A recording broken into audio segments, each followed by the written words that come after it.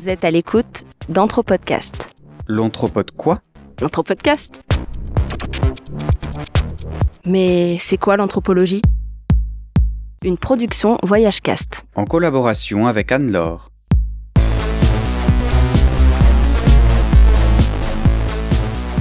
Bonjour et bienvenue sur l'Anthropodcast, le podcast qui vous propose d'explorer le monde de l'anthropologie en 10 minutes chrono. On va essayer en tout cas. Avant de vous expliquer le pourquoi de ce podcast, j'aimerais remercier Franck Michel qui a bien voulu se prêter au jeu en enregistrant avec moi les 4 premiers épisodes de ce nouveau podcast. Alors salut Michel, je suis vraiment content qu'on soit ensemble. Salut Jonathan, moi aussi. Et d'autant plus qu'on a la chance d'enregistrer avec toi aujourd'hui puisque tu pars demain au Brésil. Donc c'était vraiment la dernière minute pour commencer un nouveau podcast.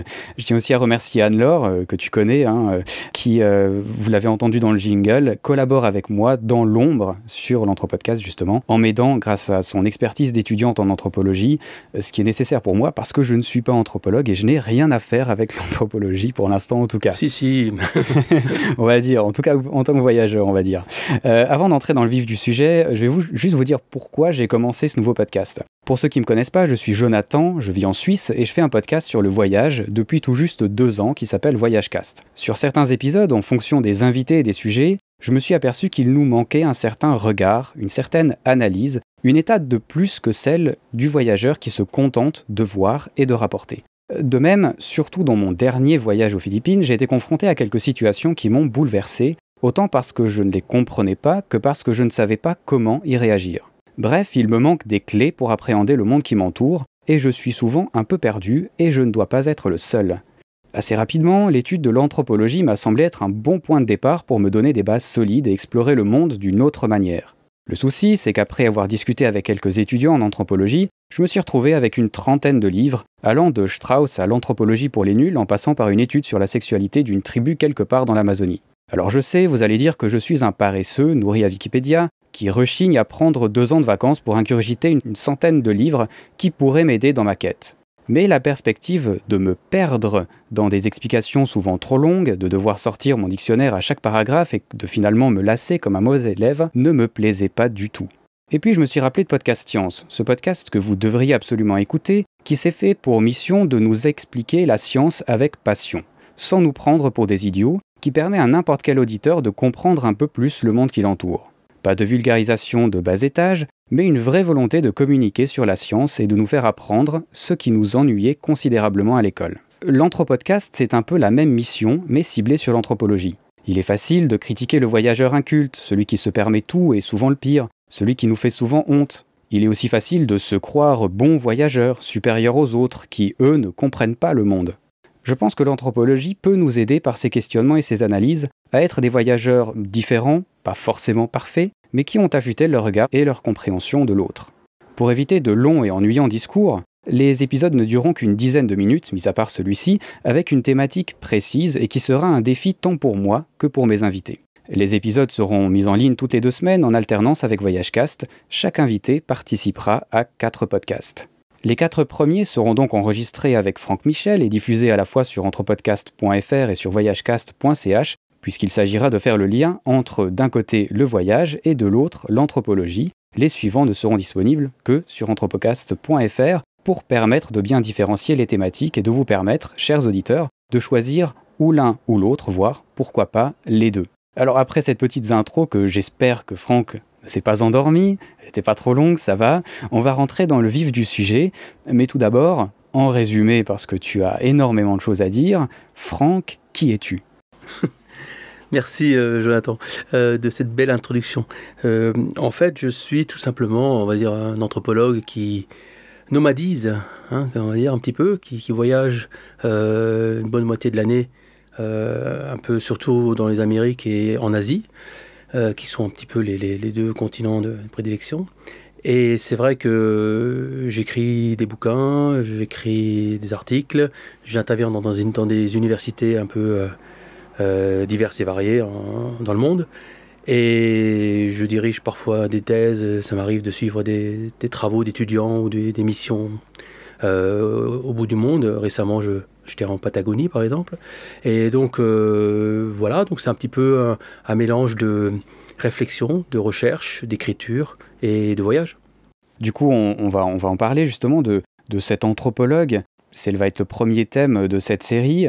L'anthropologue, au départ, c'est-à-dire il y a très longtemps, hein, on est dans les années 1800, c'était qui? C'était aussi justement un voyageur comme toi qui se déplaçait à l'autre bout du monde pour étudier comme ça. Ça se passait comment? Au niveau des ancêtres des anthropologues, déjà dans anthropologue c'est un peu flou parce qu'on peut mettre un petit peu tout le monde qui travaille sur l'être humain. Hein, anthropo c'est anthropos, donc l'homme, qui n'exclut pas la femme, évidemment. Et donc, c'est donc l'étude de l'homme dans sa globalité. Et donc, ce qui veut dire, quelque part, les sociologues, les psychologues, les psychanalystes, les psychiatres, les historiens, les géographes, etc., etc. Tout le monde fait aussi un petit peu d'anthropologie. Donc, je prends le terme un peu anthropologie dans le terme englobant, c'est-à-dire un petit peu dans son acception la plus large, pour mettre un petit peu tout ce qui s'intéresse à l'être humain là-dedans, quoi. Et donc, à l'origine, on pourrait dire quelqu'un comme, par exemple, Hérodote, hein, qui avait écrit Enquête pour l'histoire, il y a déjà très très longtemps, hein, Grèce antique, était un petit peu l'ancêtre, ce qu'on appelait un peu l'ancêtre de l'ethnographie, ou de l'ethnologie, ou de l'histoire, pour certains. Donc, on voit déjà, lui, il a fait des enquêtes en parlant parfois avec des considérations très discriminatoires sur les populations qu'il a rencontrées. Ensuite, il y a Montaigne, hein, qui était quand même, qui avait écrit un journal de voyage et d'autres choses. Et Montaigne, c'est plus, voilà, ça c'est plus au moment de la Renaissance. Donc c'est intéressant parce que Montaigne, c'était un petit peu aussi un père de l'ethnologie française, hein, pour aller vite. Ensuite, on va dire, on arrive dans le siècle de Lumière. Hein, si tu me parlais du XVIIIe siècle, je crois que effectivement là, c'est un peu les philosophes, les encyclopédistes, comme on disait, hein, avec que ce soit de Diderot à Voltaire, etc., et jusqu'à Rousseau, par exemple. On voit aussi comment tout ce public-là a commencé avec les. Faut pas oublier qu'il y avait des grandes découvertes un peu avant. Il y a eu le début, je dirais, de toutes les conquêtes malsaines qui vont se développer, donc qu'elles soient militaire, colonial, avec évidemment l'esclavage au milieu, etc. Donc on voit que tout ça, ça a mis en contact des populations entières et donc créé beaucoup d'affaires et de business et beaucoup de problèmes avec la résurgence de ce mot un peu bateau qui s'appelle race, hein, qu'on a mis en exergue, hein, et puis après on a eu toute cette idéologie qui s'est mise en place autour de l'égalité ou l'inégalité des races, comme on sait, en sachant évidemment qu'il n'y a qu'une race humaine qui existe, c'est un autre débat, mais donc on voit quand même que l'anthropologie a beaucoup surfé là-dessus, hein, je dirais, et on voit par exemple, peut-être tu te rappelles la Vénus Hottentote, hein, qui était quand même comment on montrait l'image de la femme noire, par exemple, au tout début du XIXe siècle, et on voit comment les os humains, à la fin du XIXe siècle, surtout jusqu'au milieu du XXe siècle, ont alimenté tout l'imaginaire, les fantasmes des Occidentaux. Donc on voit que le XVIIIe et XIXe siècle ont vu beaucoup de voyageurs, souvent des écrivains, des philosophes, mais surtout des militaires, des administrateurs, hein, des colonisateurs, qui ont tout simplement sillonné le monde. Hein. Par exemple, je sais pas moi, on des dates un peu, on a 1860, c'est une date importante parce que c'est Henri Mouhot qui redécouvre encore. Hein. C'est pas quelqu'un qui découvre le site d'Angkor au Cambodge, mais qui redécouvre, hein, parce qu'Angkor, il n'a pas découvert de ex nihilo. Hein. Donc à un moment donné, il faut aussi remettre un petit peu les points sur les i par rapport aux termes qu'on utilise. Hein. Pareil pour les grandes découvertes, ce que ça veut dire. Hein. On pourrait discuter longtemps sur ce terme. Bonne question, ouais. Et donc, c'est vrai que pour l'anthropologie, on peut dire que d'une certaine manière, elle s'est toujours nourrie du voyage. À la base, je dirais qu'il n'y a pas d'ethnographie, d'ethnologie ou d'anthropologie sans voyage au préalable. C'est quand même un petit peu ce qu'on peut imaginer. Même si aujourd'hui, en 2014, hein, vous allez trouver évidemment d'autres sujets parce que le monde a énormément changé, comme tu le sais. Et donc, on voit quand même que maintenant, il va y avoir des thèses sur les graffitis qu'il y a dans le métro. Voilà, donc pas la peine d'aller jusqu'au bout du monde tout le temps pour trouver de nouveaux sujets. La mondialisation, c'est aussi ça, hein, ça a beaucoup de mauvais, mais ça a aussi parfois beaucoup de bien. Donc c'est ça, c'est intéressant. Ce côté, justement, je dirais qu'il faut surtout pas trop caricaturer, je dirais, hein, dans ce qu'on peut imaginer dans ton rapport à l'autre, de manière générale. Et ensuite, je dirais que l'anthropologie et le voyage se sont beaucoup mélangés vraiment à la faveur, hein, ou à cause, hein, comme on voudra, de la colonisation. Donc c'est quand même un rapport entre l'histoire et l'altérité, on va dire, qui est très important, parce que l'anthropologie, c'est quand même l'avant-garde de la colonisation européenne. Et ça, c'est un peu, on n'aime pas trop le dire parfois, mais c'est comme une réalité. Donc souvent, ceux qui ont été les premiers théoriciens, parfois du racisme, parfois de théories fumeuses absolument délirantes, comme je sais pas, enfin voilà, ça peut aller de la physiognomie, ce qu'on appelle, jusqu'à théorie de toutes les races qu'on peut imaginer, jusqu'au pire. Souvent, il y a eu des anthropologues. Il y a eu des anthropologues SS, par exemple, qui sont allés dans l'Himalaya dans les années 40, 30 et début 40. Et puis, il y a aussi, on a tout vu, quoi, à ce niveau-là. Donc, l'anthropologie n'est pas, n'est pas toute blanche par rapport à son histoire, quoi. Et même l'anthropologie française, dans notre cadre, dans les années encore 45, 60, si on veut, a quand même été encore nourrie par un rapport à la colonisation, à l'Indochine, par exemple, qui était en train de se casser la gueule, et puis que ce soit l'Algérie française ou que ce soit évidemment toutes les colonies africaines. Donc c'était le terreau, en fait, le vrai terreau, quoi, des ethnologues. Les Français, d'ailleurs, parlent souvent d'ethnologues beaucoup plus que d'anthropologues. C'est ça, ouais. Ça, c'est un autre mot. Après, c'est un peu des termes qui sont un peu des écoles. Les Anglais, les Américains et les Allemands, chacun appelle un peu ça différemment.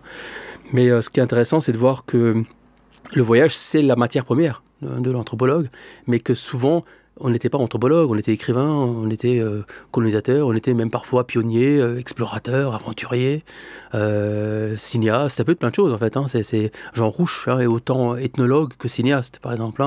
Quelqu'un, voilà, donc Henri Michaud est écrivain, mais d'une certaine manière, il a ou Michel Léris par exemple, qui a écrit L'Afrique fantôme, ont quand même été des gens qui étaient au sang autant écrivains que parfois anthropologues sur le terrain. Après, on a les puristes, on a ceux qui sont plus ouverts sur d'autres disciplines. Il y a de tout, quoi. C'est un peu comme le monde du voyage. Un truc intéressant, c'est que l'anthropologue, on s'imagine toujours qu'il est dans une tribu en Amazonie. C'est justement un peu cette idée du chercheur avec sa pirogue, avec son carnet. Et donc, tu me dis qu'on va faire de l'anthropologie actuelle, finalement, comme tu parlais dans le métro ou de société actuelle, en fait, c'est ça Je crois que c'est surtout un regard. Tu vois, c'est quand on... Comme disait toujours, je sais pas, Nigel Barley, qui était un anthropologue défroqué, qui a écrit un anthropologue en déroute, un de ses bouquins. Alors lui, c'est rigolo parce qu'il disait toujours, faut jamais inviter un anthropologue à dîner parce qu'il va vous analyser tout le décor du lieu, la bouffe, la famille, enfin tout, quoi. Donc quelque part, faut se méfier des anthropologues. Alors moi, j'ajoute un peu dans le même esprit que lui, j'ajouterais que ce que je dis souvent à des étudiants, c'est l'idée que l'anthropologue, pour moi, la figure type de l'anthropologue, c'est un peu entre, je dirais, Colombo, l'inspecteur, et puis Picasso, le peintre.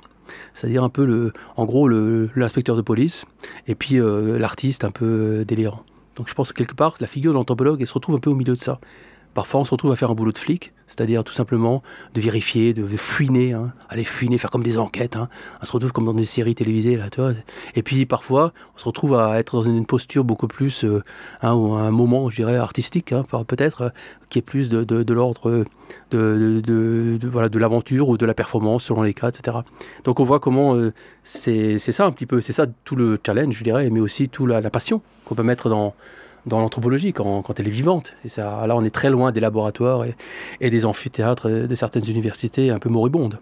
Et donc la différence entre le voyageur et l'anthropologue, alors finalement, c'est que l'anthropologue, c'est un voyageur qui prend des notes, qui fait une étude ensuite sur ce qu'il a vu. C'est quoi la différence ? Je pense que c'est aussi la manière de regarder, c'est un peu le miroir, tu vois, c'est un peu comme d'une certaine manière, c'est se mettre à la place. C'est un peu moi je dis toujours une expression que j'aime beaucoup, que je dis souvent, c'est infuser dans le territoire ou infuser dans une population. C'est à un moment donné, faut du temps. Déjà, il faut du temps. Pour moi, un anthropologue qui voyage ou un voyageur qui se dit anthropologue, si tu veux, c'est quelqu'un qui prend le temps.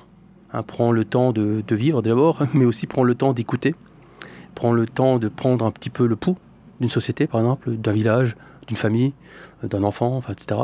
Et donc d'être en capacité d'écouter le monde, d'écouter le bruit du monde, mais aussi d'écouter, je dirais, les pulsations diverses et variées, d'écouter ce qui ne va pas, et surtout d'aller au-delà de ce que lui montre n'importe quelle brochure, mais aussi, je dirais, l'envers, décortiquer, décrypter, tu vois, des mots un peu comme ça, l'envers du décor, de la carte postale. Donc c'est tout ça un petit peu qui fait la différence, je dirais, entre l'anthropologue et le voyageur. C'est d'aller un petit peu là où ça fait mal, de gratter un petit peu là où il ne faudrait pas aller. Donc je pense que c'est un petit peu ça qui me paraît important, c'est pas d'aller dans le sens du poil, mais d'aller plutôt là où il y a des choses à tirer et de servir d'une certaine manière, pas forcément une cause évidemment, parce qu'on n'est pas forcément toujours des militants, mais plutôt d'essayer de réfléchir sur des dysfonctionnements. Réfléchir, moi je travaille par exemple beaucoup sur les problèmes qui sont liés au tourisme et pas seulement sur ce qui est génial.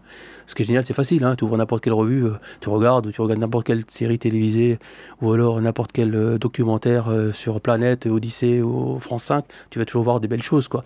Donc à un moment donné, je pense que c'est aussi bien de voir ce qui va pas, quoi. Je veux dire, c'est insupportable de toujours renvoyer certaines destinations à des clichés. C'est un problème, je veux dire, c'est un peu compliqué de parler autrement de Cuba que pourquoi est-ce qu'on parle toujours de Rome, de salsa et de jolies filles, quoi, quand on parle de Cuba, et évidemment de révolution. C'est comme si on ne pouvait pas parler d'autre chose. Donc à un moment donné, c'est très compliqué voilà, il y a plein de choses un petit peu de ce type-là, je pense qu'il faut revoir, et je pense que d'avoir la capacité d'avoir un regard biaisé, c'est un regard tout simplement décalé. Et je pense que ce regard, Lévi-Strauss parlait de regard lointain, mais après on peut aussi voir d'autres choses, c'est tout simplement, je dirais, un regard beaucoup plus analytique, c'est-à-dire tout simplement un peu toujours être à l'affût. Voilà. Là, je trouve ça pas mal. C'est un peu le côté, justement Colombo, Picasso peut-être. Alors il y a l'idée du voyageur conscient qui me vient, et puis c'était Clément Burel qui était passé sur VoyageCast qui nous avait dit que lui il considérait qu'il fallait voyager comme des enfants qui sont justement tout le temps à l'affût d'un peu tout ce qui se passe autour, peut-être avec le côté analytique en moins bien sûr, mais avec cette envie de tout comprendre, de tout regarder et de tout faire. Je ne sais pas si ça correspond un peu à ce que tu m'as dit. Ouais, mais... je trouve que c'est très bien. Ça ne m'étonne pas de Clément. De Julien aussi pourrait dire ça. Donc, ce que je veux dire, c'est que par exemple, effectivement, c'est que voyager comme l'enfant, c'est un bon exemple, parce que l'enfant, il ne se pose pas tous les problèmes des adultes. Et donc souvent, pour être un peu cru, il est beaucoup moins con que les adultes quand il bouge. Et ça, c'est quand même assez intéressant de voir que dans la pratique, effectivement, les enfants s'adaptent beaucoup plus. Souvent, ils sont entre guillemets des touristes parfois plus respectueux que des adultes. Tout simplement pourquoi ? Parce que ils vont pas chipoter ou ronchonner sur tel petit détail. Et ça, c'est assez intéressant parce que quelque part, ils sont beaucoup plus, je dirais, ouverts tout simplement à ce qui peut se passer. Et je pense qu'aujourd'hui, une des vertus, à mon avis, qui est la plus importante du voyageur, surtout s'il se veut ou se dit un petit peu anthropologue, c'est la curiosité. C'est vraiment arriver à être réellement curieux, quoi. Et pas une curiosité de pacotille, je dirais, pas une vraie curiosité, c'est-à-dire vraiment se mettre à l'écoute de l'ailleurs et de l'autre, quoi. C'est-à-dire vraiment arriver à essayer de sentir qu'est-ce qui se passe chez ceux qu'on rencontre, par exemple, et ça peut être en faisant du stop, quelqu'un qui nous emmène, ça peut être des Inuits chez qui on va passer 3 mois, ça peut être plein de situations différentes. Et ça veut dire, à un moment donné, si on n'est pas modeste, humble tout simplement, et un petit peu, je dirais, une mise en retrait comme ça salutaire, je pense que c'est prendre du recul pour mieux comprendre d'une certaine manière. On n'arrive pas à ça, sinon on n'est que dans les sbroufs, d'une certaine manière. Le lien avec le voyage est fait, en tout cas, on l'a vu. Alors du coup, on peut, à défaut d'être anthropologue, avoir une vision un peu anthropologique quand on voyage, et c'est intéressant, c'est aussi un peu le but de ce podcast. On avait dit 10 minutes, on est déjà un peu au-dessus, mais c'était intéressant comme départ. Désolé. On verra sur les suivants. Non, c'est parfait, parce que de toute façon, c'est intéressant. Et la prochaine fois, le prochain épisode, qui sera donc dans 2 semaines, je vous le rappelle, on vous parlera du concept du bon sauvage, de cette idée-là qui est extrêmement intéressante et que tout voyageur devrait connaître avant de voyager. Ça permet d'analyser ses voyages, c'est super intéressant. Ça m'a fait plaisir de t'accueillir, Michel. Merci. On se dit à la prochaine. Merci.